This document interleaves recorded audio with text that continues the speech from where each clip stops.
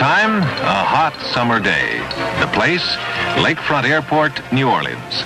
The story about one of the most deceptive phenomena to plague a pilot, density altitude.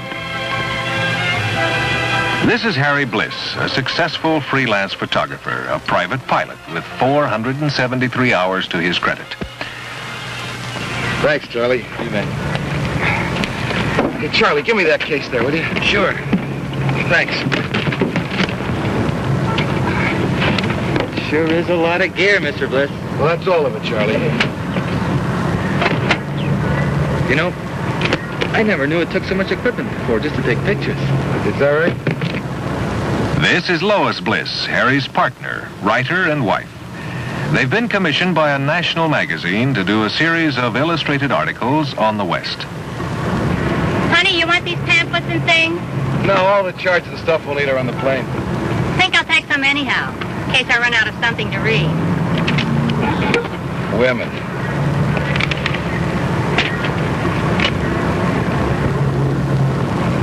Oh, be careful now. Remember, you've got a big load on board. You're not referring to me now, are you, Charlie? Oh, no. Just your luggage and your equipment. Why? You think we're overloaded? Well, Don't worry, honey. I checked, and we're carrying exactly what the manual said we can. Fine. remember, Mr. Bliss, it's just a machine. Yeah, but what a machine. With this baby, we can go anywhere we want to.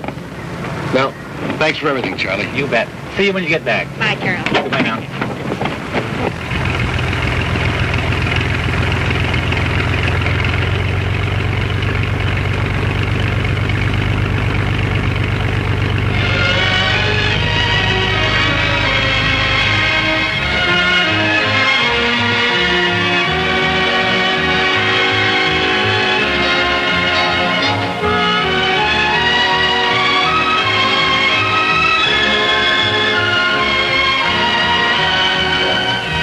So our story begins.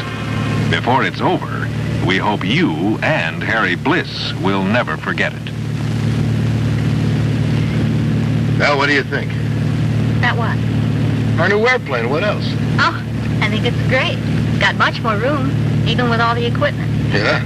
You know, we're carrying 3 times what we did before, and we're just up to gross weight for this baby. A common assumption made by many experienced pilots, but wrong. You see, although Harry has made every effort not to exceed the gross weight specified by the manufacturer, he has forgotten to take into account the fact that the performance figures for his aircraft are based on standard conditions at sea level. Indicated airspeed on initial climb. 92 miles per hour.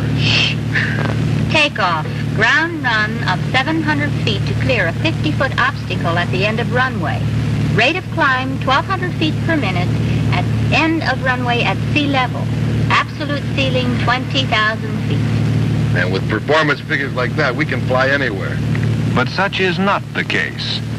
It's true enough, flying over a state like Louisiana, which is at sea level, at that altitude, the performance figures quoted will generally hold up. However, taking off and landing at airports located at varying elevations above sea level will produce a very different set of conditions.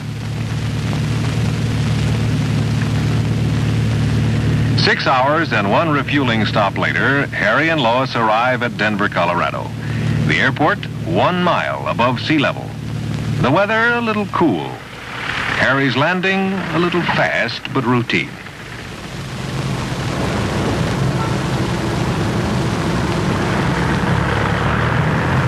Say, there goes one of those new model Bonanzas we were just talking about. I'm going to go get a better look. See you later, Pete.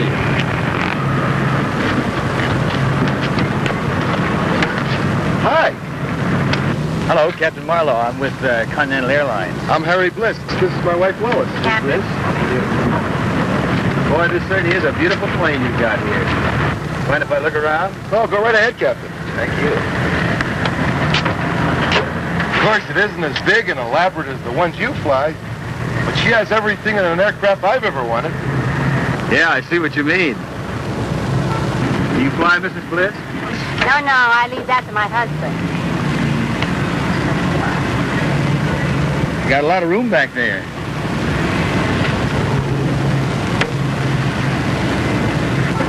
see you folks are from New Orleans. Where are you headed? We're on a photographic assignment to cover the West. First time in the high country? As a matter of fact, it is, isn't it, honey? Uh-huh.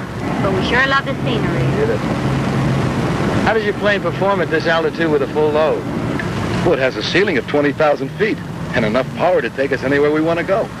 Maybe so. But I find, under the right set of circumstances, the air can be mighty tricky, even with the big jets I fly. Is that right? I'm going to be running along. Mr. Bliss? Mrs. Bliss? Jack Marlowe. Oh, say, if you're planning to travel in areas that you're not familiar with, I suggest you talk to the airport operators about local conditions in their areas. Thank you, Captain. Not at all. All right. Well, honey, you usually do that, don't you?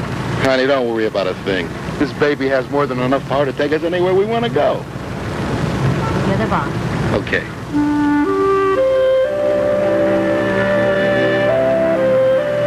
His takeoff from Denver, apparently routine. A little long, perhaps.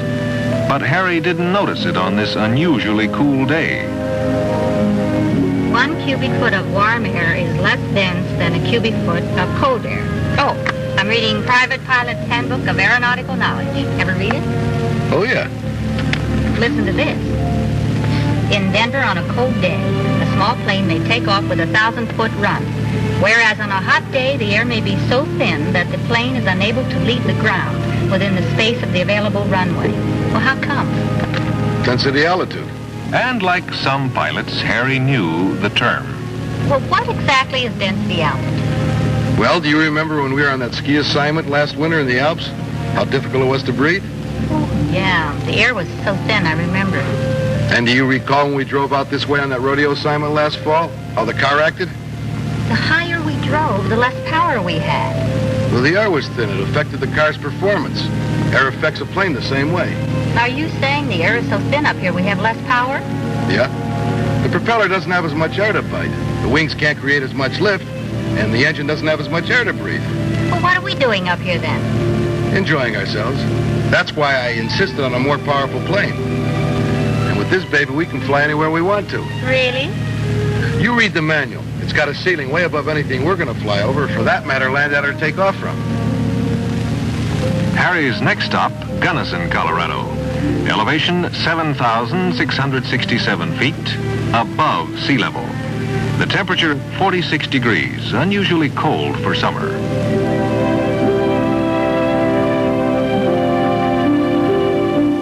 With a 20-knot wind to slow him down, Harry Bliss lands with runway to spare.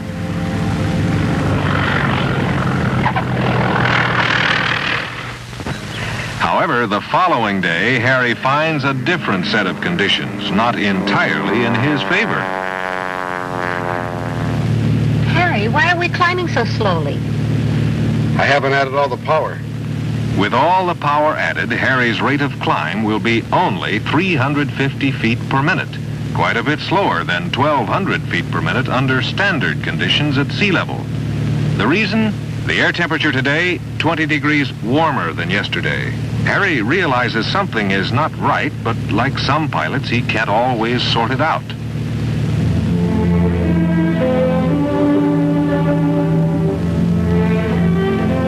Are we backtracking? I thought we'd stop at Leadville. Want to try something? What?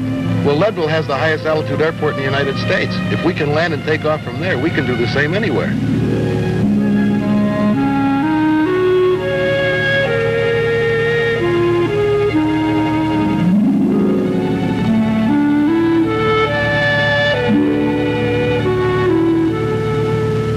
Leadville Airport, the highest altitude airport in the United States.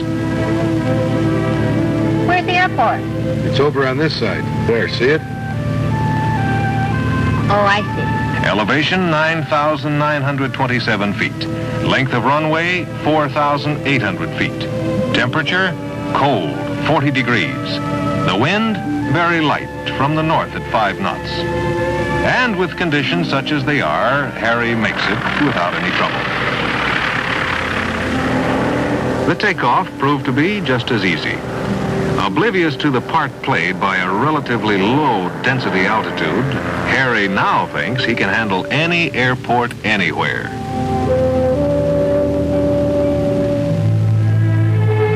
The next leg of the journey, Monument Valley, Utah. Honey, give me the camera, will you?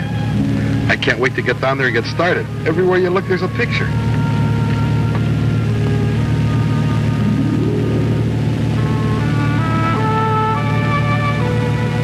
Monument Valley, elevation 5,192 feet. Length of dirt runway 3,000 feet. The temperature 88 degrees. The wind calm.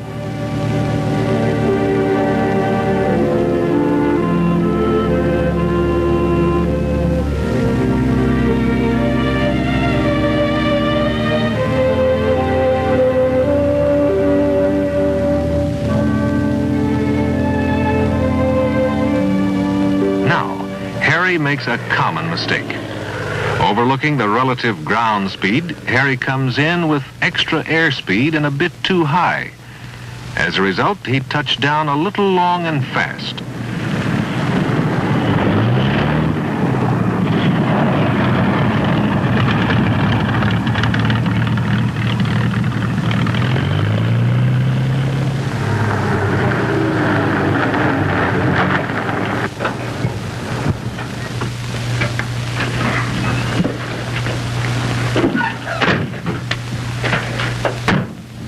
Boy, this is great. We can get a million pictures here.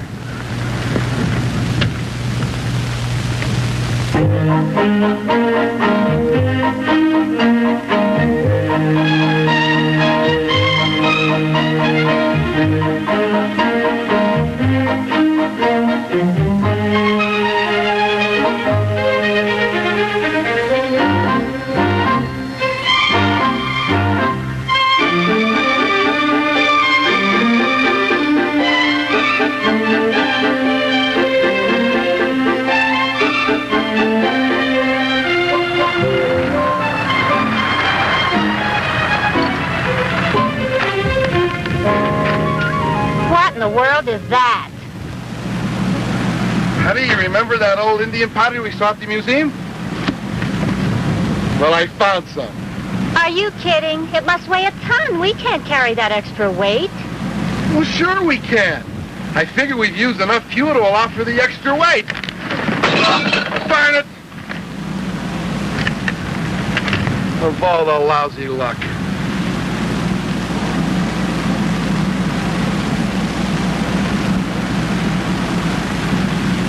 Phew, it's hot. Claire!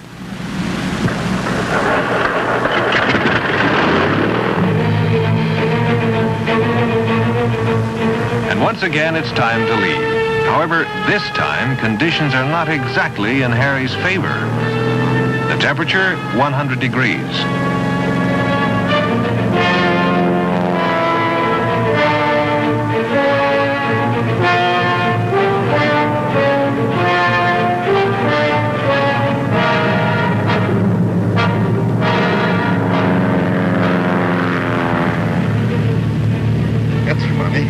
The altitude here is less than it was at Leadville. A little too much downwind, I guess. But with all the power on, Harry barely picks up enough airspeed to climb out of the ground effect. Next stop, Page, Arizona.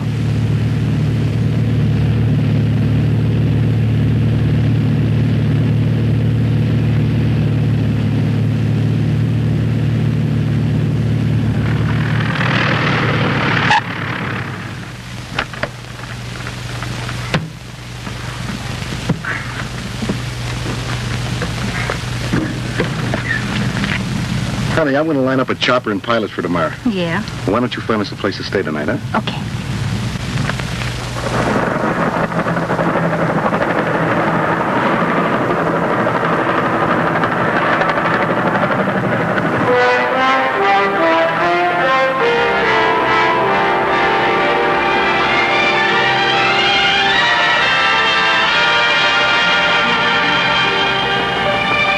Get closer to that arch!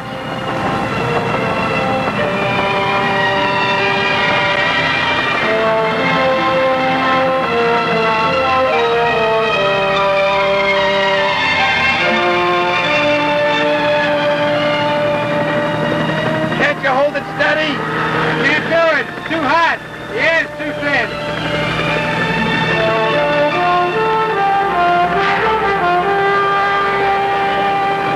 We may as well go back to page. I can't get any pictures like this.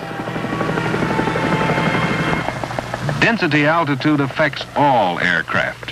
Hovering under these conditions was impossible.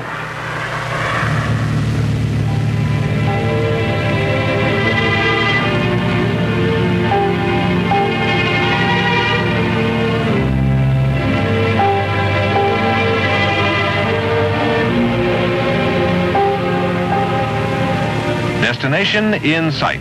Tahoe, California, elevation 6,263 feet. There it is. For a minute there, I thought we were lost. When in doubt, always follow the railroad tracks. That's why I thought we were lost. There aren't any.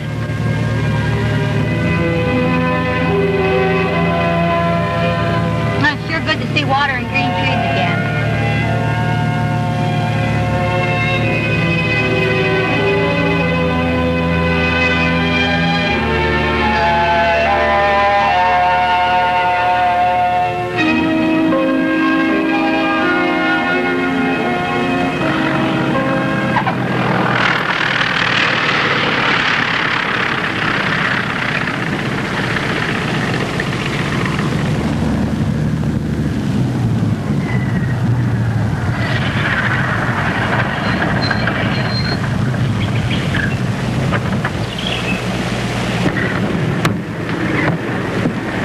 Boy, is it a lovely day. It sure is. What a beautiful airport.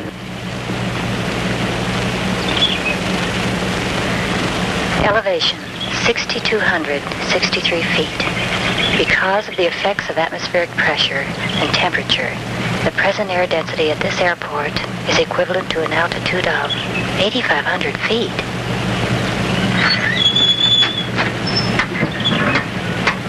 Honey, the reservations are okay, and I've got a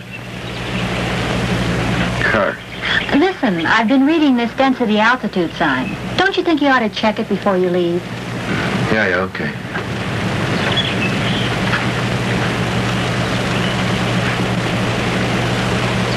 Where'd you get them? Up at Tunnel Meadows. Tunnel Meadows? Where's that? It's up in the mountains, about 200 miles from here. What's the best way to get there? Well, I fly.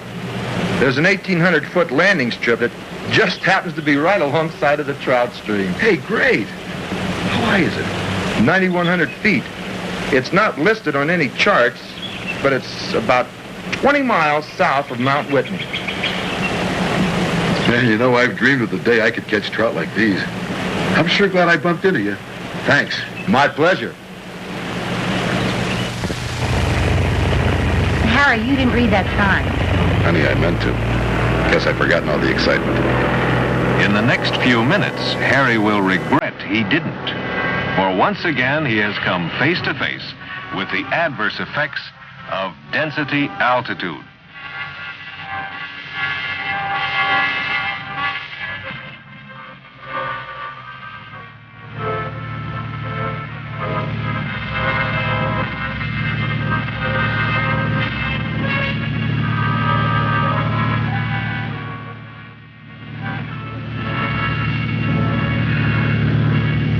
Close. Should have had power to spare.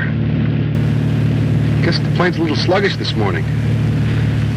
Working against him, the density altitude at Tahoe this day decreased Harry's rate of climb more than he ever expected. But Harry never seems to learn.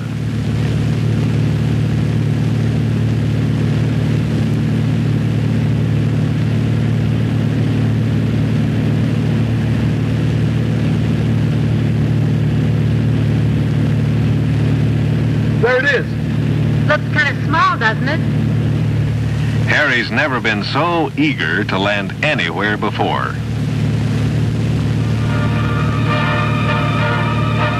As usual, his approach, high and fast. This time, nothing is in his favor. Altitude, 9,100 feet. Temperature in the high 70s. The 1,800 feet of runway quickly pass under him. Harry, let's get out of here. With full power on, his rate of climb barely 350 feet per minute.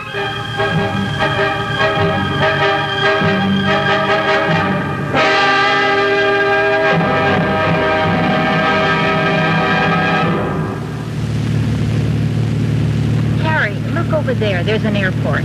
Let's land and calm down a little bit.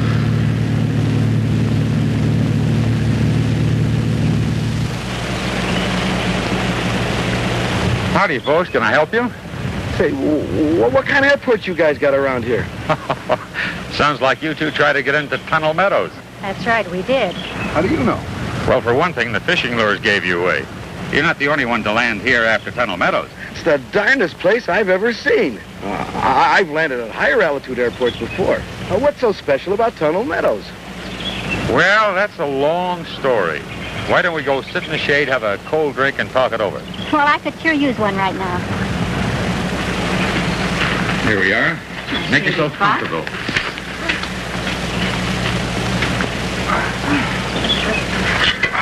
You know, you couldn't have picked the worst possible time to go in there, even if you tried. What's so bad about 2 o'clock in the afternoon? Well, if I've calculated correctly, I'll bet the density altitude must have been about 13,000 feet. There's that word again. Well, how do you figure that? Well, don't you have one of these computers? I guess we left it at home. Well, it pays to have it with you all the time. It's handy and simple to use. You know, in order to take off, a plane must produce lift. And to produce lift, it must have a certain forward flying speed, or have the wind blowing against it. So far, I'm with you. The propeller must produce its proper pull or thrust, and the power developed must be sufficient to turn the propeller the desired number of revolutions. Now, as you probably know, the performance specifications for most small planes are based on standard conditions at sea level, as indicated in your flight manual. I get it. What you're saying is, under the temperature and elevation, or the conditions that existed, I couldn't expect my plane to perform as I was trying to get it to do. That's right. There's nothing wrong with your plane. The manufacturer built in a certain performance, and you can't expect more from any plane than the manufacturer designed it for. That's where I goofed. When you have a high temperature and a high elevation and a low pressure system over the area and maybe a little moisture, you have all the variables that make up density altitude. Absolutely. Temperature, pressure, altitude, and moisture make up density altitude. Your computer will help you determine it, regardless of your altitude. You know, we're lucky. If conditions had been other than what they were at all of our other stops, oh boy, we'd have been in real trouble. That's right. Never let the performance you get from your plane when the temperature is below standard lull you into a false sense of security. Watch out for those warm days when they come around. Check your density altitude to be sure of your actual performance. But if you have to take off and climb from a field with a high temperature and a high density altitude, what do you do? Well, leave early in the morning or late in the afternoon when the air cools. Avoid trying to take off or land or climb between 10 a.m. and 5 p.m. The situation grows more critical between those hours. You know, it's even possible for you to run into a condition where the density altitude is higher than the ceiling of your aircraft. That's what the helicopter pilot was trying to tell me. Well, I'll be. You know something? I'd still like to go after those golden trout. Oh, come on, Harry. You fly in there? Oh, sure, I fly it regularly. I have a contract with the Forest Service to take their men and supplies up there several times a week. Would you take us? I'd be glad to pay you. That won't be necessary. I've been wanting to go fishing up there myself. What type of a plane do you fly into Tunnel Meadows? Well, come on, I'll show you.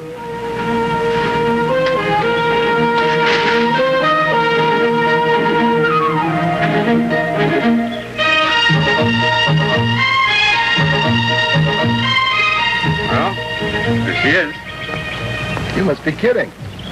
After what we went through in our new one? Well, yes, I guess maybe I am. However, I flew this bird in there for 20 years. She's my pride and joy. Well, she's a beauty. Okay, no offense. Look, so I can see how it should be done. Will you fly us in there in our Bonanza? Okay. Like I said before, your plane is just fine. Once you get to know the ins and outs of mountain flying, you'll be able to make tunnel meadows yourself. Now, I suggest that we leave the first thing in the morning and be sure to pack a good lunch. We may have to wait around a bit for the temperature to cool off before we take off again. Anything you say. Oh, and one more thing. Don't take on any more fuel, and let's get rid of some of that baggage. Sure thing.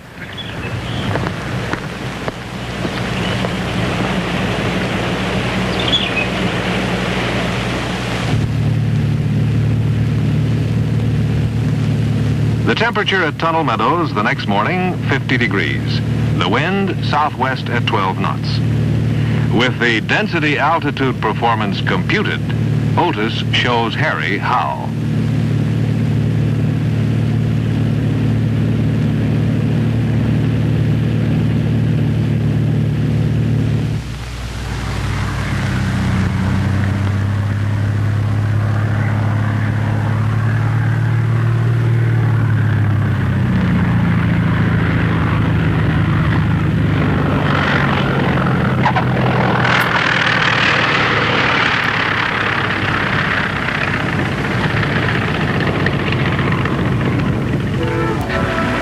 Sure is easy when you know how.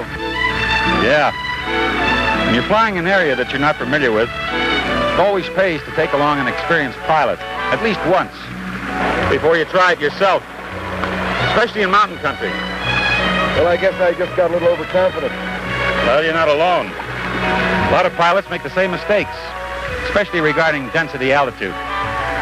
They seem to feel it's something that only happens to the other guy. Look at that nut trying to land here at this hour.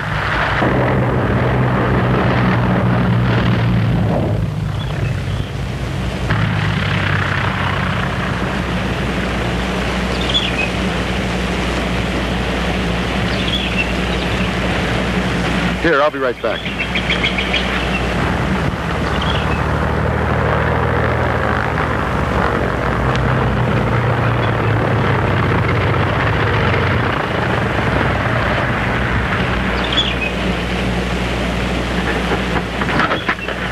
Hi there. You okay? I'm all right. I'm all right. Well, when I finally got it on the ground, the only thing I could think to do was to keep it on the ground and brake to a stop. Well, you were lucky this time. Density altitude didn't get you. What's density altitude? Well, the temperature is way above normal.